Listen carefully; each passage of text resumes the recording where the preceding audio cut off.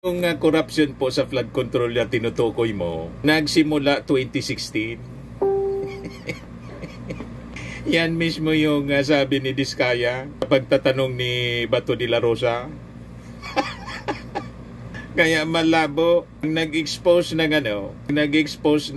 corruption yung ating Pangulong Bongbong.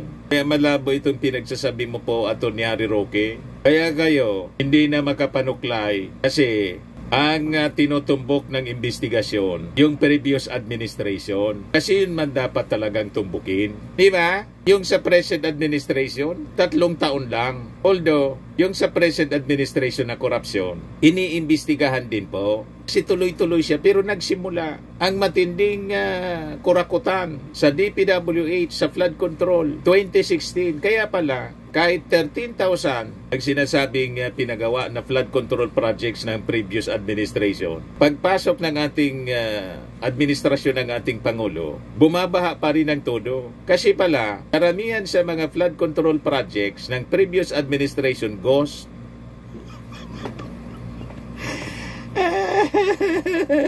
Sabit yung mga kaalyado ninyong senador, si Jinggoy, si Joel Villanueva, na-recommend na nga po ng ICI, nakasuhan sa ombudsman. Huwag kami, Atty. Harry Roque, ayusin mo muna yung sarili mo. Kahit kasi yung panuklay mo, hindi mo na magawa.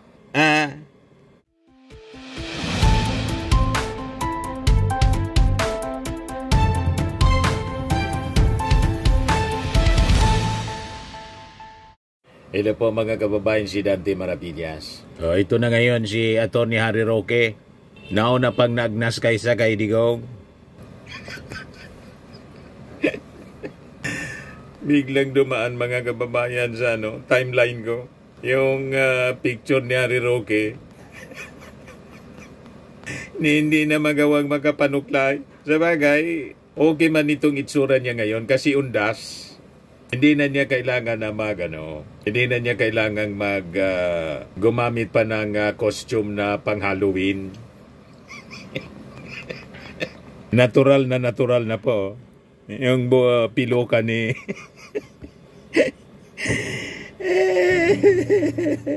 hindi na magawa na maayos ni Harry Roque yung kanyang sarili sa kaka-defend kay Digong. Imbis na umuwi na dito sa Pilipinas para harapin yung kanyang kaso, ang pinagkakaabalahan mga kababayan ni Harry Roque, yung hindi niya problema.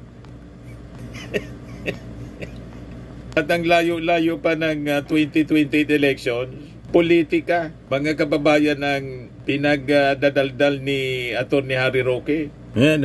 Binanata na naman yung ating Pangulo, palpak daw yung ASEAN Summit ng ating Pangulo. Sumali sa mga pagtitipon, sumali na po kayo. Kasi ngayon, hindi pinapansin ng Pilipinas, pinagtatawanan pa tayo dahil nga doon sa korupsyon sa ating bayan. Pinakamalala na po ang korupsyon sa atin, hindi lang sa Southeast Asia, kundi siguro sa buong daigdig na. Nakakahiya na po ang Pilipinas sa ilalim ng Marcos Jr. Yan po ang katotohanan. Yung corruption po sa flood control na tinutukoy mo, nagsimula 2016. Yan mismo yung sabi ni Diskaya kapag tatanong ni Bato de la Rosa. Kaya malabo nag-expose ng corruption yung ating Pangulong Bongbong. Kaya malabo itong pinagsasabi mo po, Atty. Harry Roque.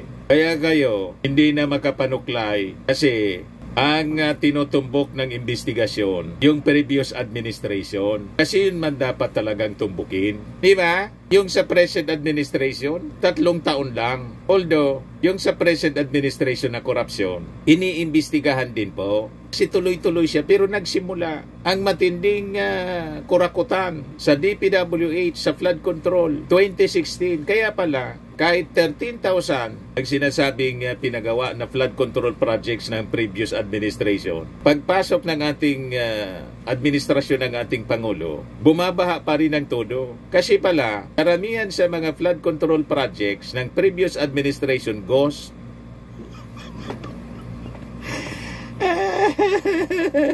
Sabit yung mga kaalyado ninyong senador, si Jinggoy, si Joel Villanueva, na-recommend na nga po ng ICI, nakasuhan sa ombudsman.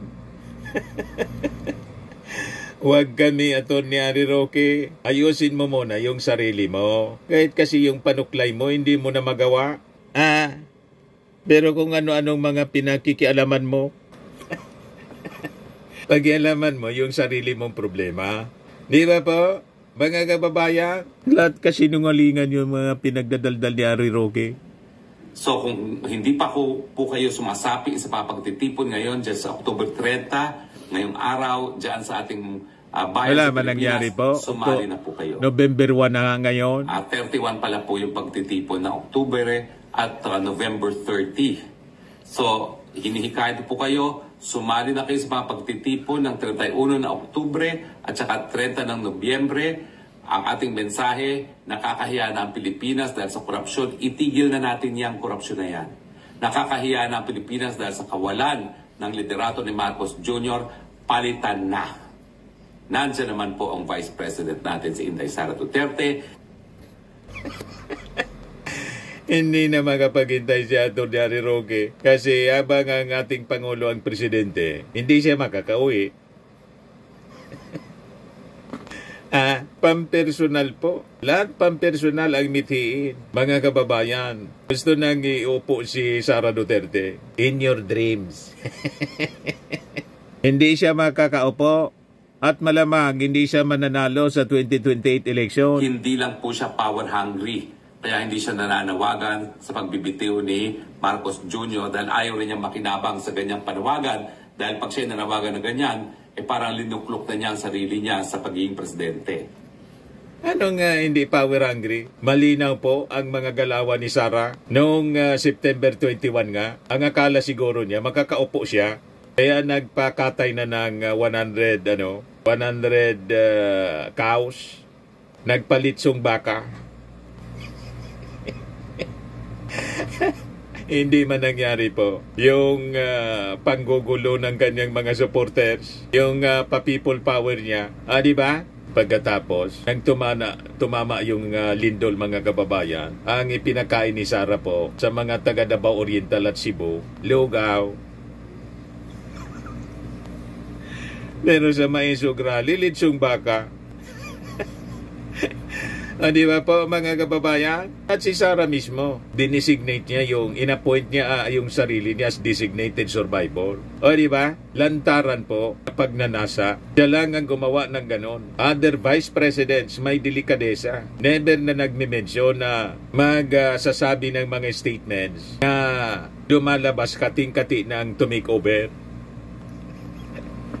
Di ba? Walang delikadesa. Pagkatapos, sasabihin mo, hindi power hungry. Anong ginagawa ninyo? Lahat baliktad ditong pinagsasabi, mga kababayan ni Harry Roque. Hindi po kasalanan ni Inday Sara Duterte na iniiwasan niya na siya'y magmukhang power hungry. Pero ang katotohanan, kinakailangan na po tayo magpalit. Dahil tignan niyo po ang ekonomiya, the worst are all happening now. The worst daw. Ang worst yung buhok mo. The worst performance of the peso. Pareho po yung barometer. Sukatan po yan ng ang minimin niya. Tuwang-tuwa nga yung mga OFW, pati mga vloggers. Kasi yung dollar ngayon, 59.1. Di ba? Pag tumaas ang value ng dollar against the peso, 59 pesos. Tuwang-tuwa po yung mga OFW kasi dollar yung pera nila. At mga vloggers, tuwang-tuwa rin. Hindi man po maramdaman yan ng ordinaryong mga mamamayang Filipino. Kayo man lang ang mareklamo kasi gusto ninyong iupo si Sara, hindi man mangyari. Di ba? Huwag kami, Harry Roque.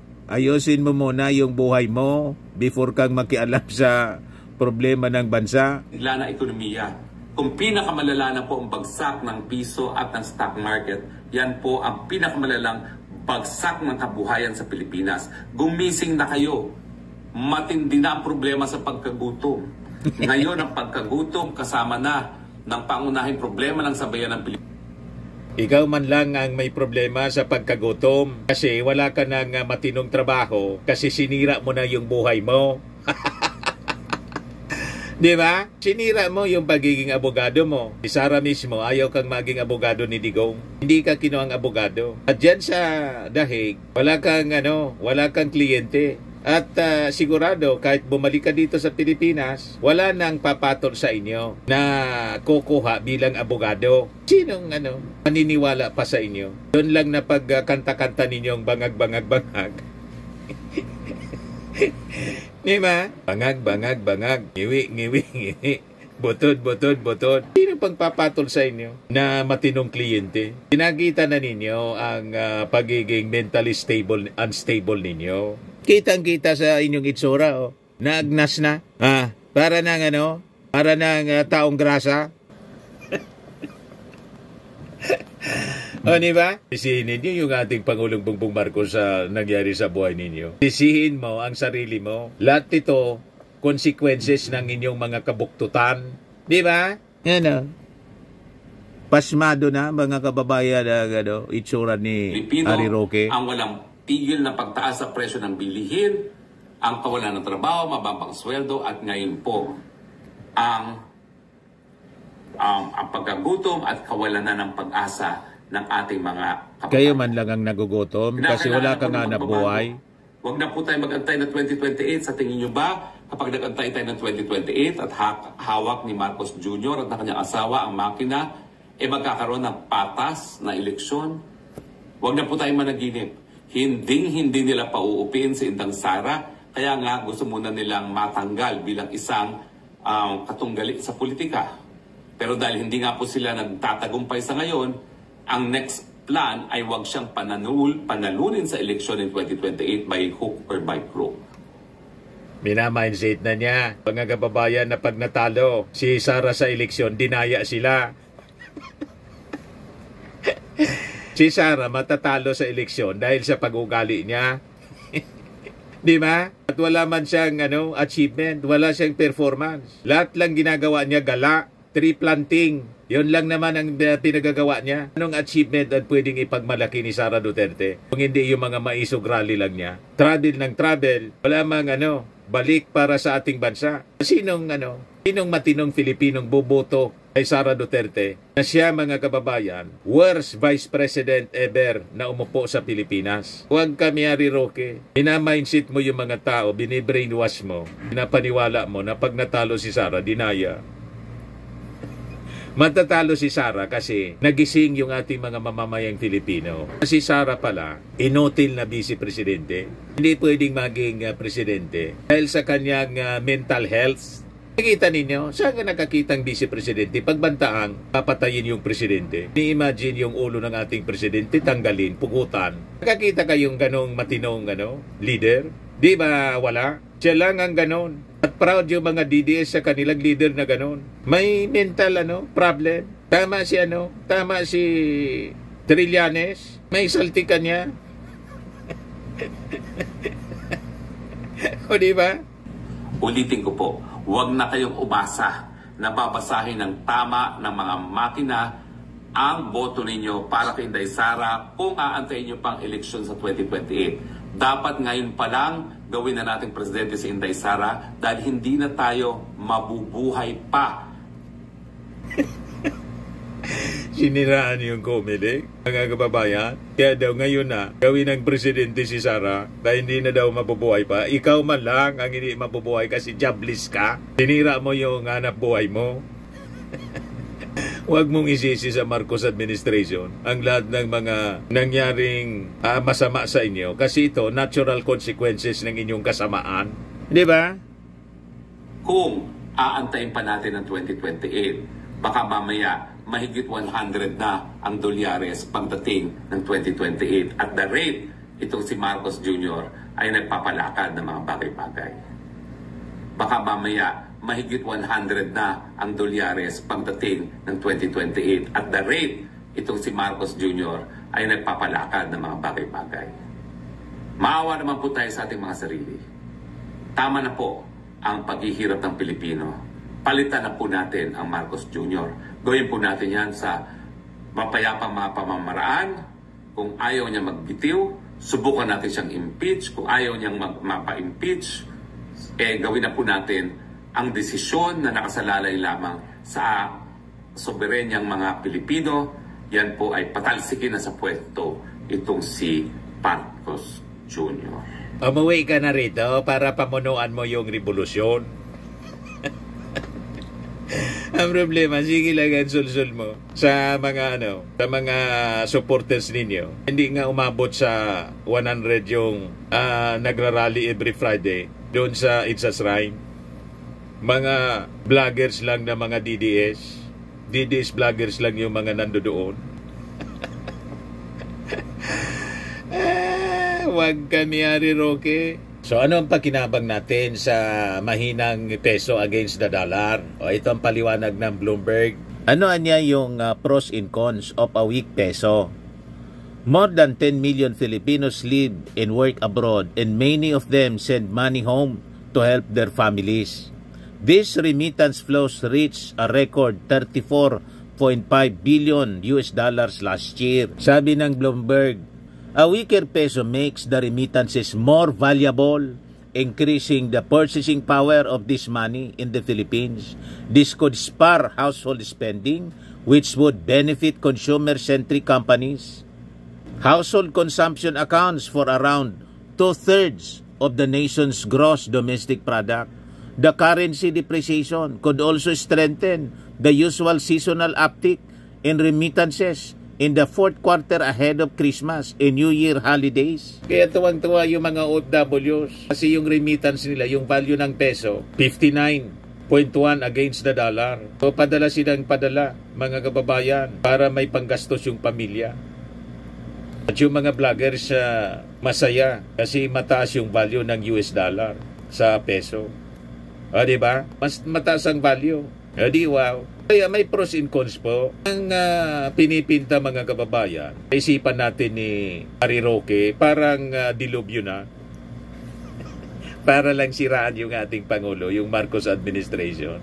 Huwag kami, Harry Roque, hindi ka man ekonomista para maniwala kami sa kwento mo. Paniwalaan namin itong mga economists from Bloomberg. Ano pa? A weaker peso would also make it cheaper and more appealing for overseas businesses to outsource jobs to the Philippines, providing a favorable backdrop for firms to boost hiring or raise salaries, which could in turn support consumption. The Philippines is one of the world's largest hubs for business process outsourcing, employing nearly 2 million people in the industry. A weaker currency also makes a country's goods more affordable for foreign buyers. The peso depreciation could therefore boost the international competitiveness of Philippine manufacturers, potentially leading to an increase in export volumes and revenues. That in turn may help to shrink the national trade deficit, which currently averages around $3 billion to $4 billion a month. On the flip side, a weak peso makes imports more expensive, curbing demand for foreign products while adding to inflationary pressures. So, ang gagawin mo lang, huwag ka na munang bibili ng mga imported products, imported goods, kasi mas expensive siya. Buy Filipino tayo. Nakatulong pa tayo sa economy ng ating mga kababayan, negosyo ng ating mga kababayan. Buy Filipino muna tayo. O diba? Kaya huwag kayong nagpapaniwala sa tulad ni Harry Roque na wasak na po yung pagkatao. Ang nagwasak ng kanyang pagkatao at isip niya, siya man lang mismo dahil sa kanyang kabuktutan. Dati to, dahil sa masama niyang gawain, walang tigil na paninira, kaya ayon, bumalik sa kanyang katawan. Di ba po?